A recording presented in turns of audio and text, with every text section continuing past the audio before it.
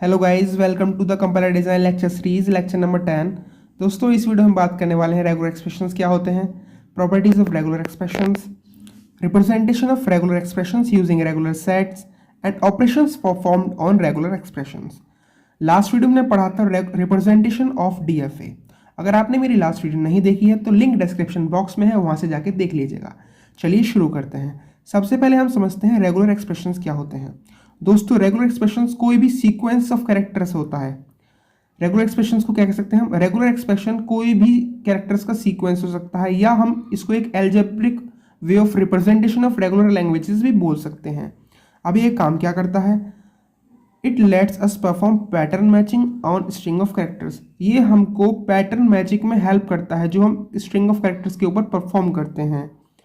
अब समझते हैं properties of regular expressions. Regular expressions की प्रॉपर्टी नंबर 1 क्या है कि इसकी मदद से रेगुलर एक्सप्रेशंस क्या है? रेगुलर एक्सप्रेशंस हमारे way of representation of regular languages हैं। अब रेगुलर लैंग्वेजेस क्या है? रेगुलर लैंग्वेज वो लैंग्वेज होती है जिसकी मदद से हम रेगुलर एक्सप्रेशन को डिफाइन कर सकते हैं।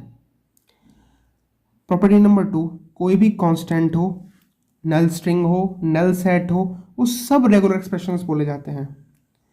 फॉर एग्जाम्पल, अगर हमारे पास R1 एंड R2 कोई भी रेगुलर एक्सप्रेशन है तो R1 भी उसमें रेगुलर एक्सप्रेशन होगा, R1 प्लस R2 भी रेगुलर एक्सप्रेशन होगा, R1 डॉट R2 भी रेगुलर एक्सप्रेशन होगा, R1 का क्लोजर भी रेगुलर एक्सप्रेशन होगा, R1 पॉजिटिव जो होगा वो भी रेगुलर एक्सप्रेशन होगा। मीन्स इसका कहने का मतलब ये है, कोई भी ऑपरेशन परफॉर्म हो रहा हो R1 और R2 के ऊपर, अगर कोई भी हमारा ऑपरेशन अगर किसी भी रेगुलर एक्सप्रेशन पर परफॉर्म हो रहा है तो जो उसका आउटकम होता है वो भी रेगुलर एक्सप्रेशन ही होता है। Property number 3, we can represent regular expression using regular set. हम रेगुलर एक्सप्रेशन को रेगुलर सेट की मदद से भी रिप्रेजेंट कर सकते हैं और रेगुलर सेट को हम रेगुलर एक्सप्रेशन की मदद से भी रिप्रेजेंट कर सकते हैं। अब वो कैसे करते हैं? मान के चलिए हमारे पास ये कुछ एग्जाम्पल्स दिए हैं। इस तरह से अगर हमको रेगुलर एक्सप्रेशन दिया हुआ है तो ये नल है, तो हम रेगुलर सेट की फॉर्म में ऐसे नल सेट बना देंगे। रेगुलर सेट क्या है? ये सेट की एक मीन्स रेगुलर एक्सप्रेशन का सेट फॉर्म में रिप्रेजेंटेशन होता है, रेगुलर सेट जो होता है। अब ये क्या है? मीन्स हमारे पास ई दिया हुआ है, कोई भी एलिमेंट दिया हुआ है, तो उसको हम सेट की फॉर्म में इस तरह से रिप्रेजेंट कर सकते हैं। यहाँ पे लैम्डा भी हो सकता है, यानी कि नल स्ट्रिंग। इफ अगर ए का क्लोजर दिया हुआ है तो सबसे पहले हम क्या करेंगे? सबसे पहले हम नल स्ट्रिंग लगाते हैं, यहाँ पे ई है या लैम्डा भी लगा सकते हैं। फिर उसके बाद ए का इन्फिनिटी तक जो भी स्ट्रिंग्स बन सकती हैं वो हम लिख देते हैं। वैसे अगर ए का कॉन्केटिनेशन बी के साथ है तो हम इस तरह से लिखते हैं, ए डॉट बी को हम ए बी की फॉर्म में लिखते हैं। ए का क्लोजर डॉट बी ए को हम सबसे पहले, ए का क्लोजर हमने यहाँ पे देखा था तो क्या कहते थे? सबसे पहले नल स्ट्रिंग लिखते थे, उसके बाद sets of strings up to infinity of a लिख सकते हैं, ऐसे ही यहाँ पे लिखेंगे। उसके बाद बी है तो बी ए को हम एज इट इज यहाँ पे लिख देते हैं। अब इसका उल्टा भी हो सकता है, अगर हमको ये सब दिया हुआ है तो उसकी मदद से हम ये भी लिख सकते हैं।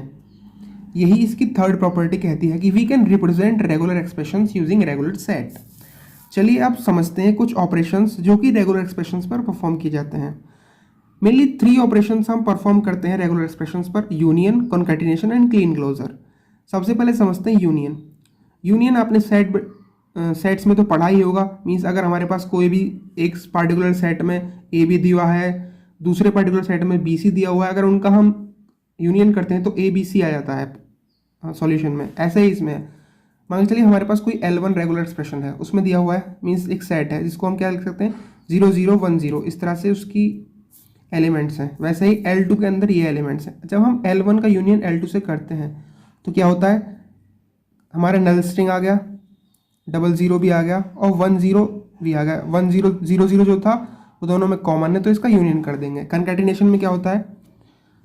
जैसे हमारे पास L1 0, 1 है, L2 0 0, 1 1 है। सबसे पहले हम इसके साथ 0 को इन तीनों एलिमेंट्स के साथ जोड़ देंगे, फिर उसके बाद 1 को इन दोनों एलिमेंट्स के साथ जोड़ देंगे। प्रोडक्ट देखिएगा, 0 को हमने 0 0 के साथ जोड़ा तो 0 0 0 को हमने 1 1 के साथ जोड़ा तो 0 1 1, 1 को हमने 0 0 के साथ जोड़ा तो 1 0 0, 1 1 को हमने 1 के साथ जोड़ा तो 1 1 1। ये इसका कॉन्कैटिनेशन वाला ऑपरेशन परफॉर्म हो चुका है। अब देखते हैं क्लीन क्लोजर। क्लीन क्लोजर में क्या होता है, अगर कोई भी हमारे पास L1 एक रेगुलर एक्सप्रेशन या रेगुलर सेट दिया हुआ है 0,1, तो उसको हमारा क्लीन क्लोजर करना है, L1 का क्लीन क्लोजर करना है। तो सबसे पहले क्या करते हैं हम, ये हमने यहाँ पे पढ़ा था, सबसे पहले हम लिखेंगे नल स्ट्रिंग, यहाँ पे ई लिखा हुआ है, लैम्डा भी लिख सकते हैं, फिर उसके बाद 0, फिर 1, 00, 01, 10, 11, ऐसे ही जितनी स्ट्रिंग पॉसिबल होंगी 0 और 1 से इंक्लूडिंग नल स्ट्रिंग वो हम इसमें लिख सकते हैं। क्लीन क्लोजर क्या होता है, क्लीन क्लोजर एक ऐसा रिप्रेजेंटेशन है जिसमें हम कोई भी पार्टिकुलर सेट की जितनी भी पॉसिबल स्ट्रिंग्स होती हैं उनको नल सेट के साथ एक टैब में, एक सेट फॉर्म में रख लेते हैं। आई होप गाइस आपको समझ में आया होगा। अगर वीडियो पसंद आई है तो वीडियो को लाइक करें, चैनल को सब्सक्राइब करें और बेल आइकन को दबाना ना भूलें। Thank you for watching the video.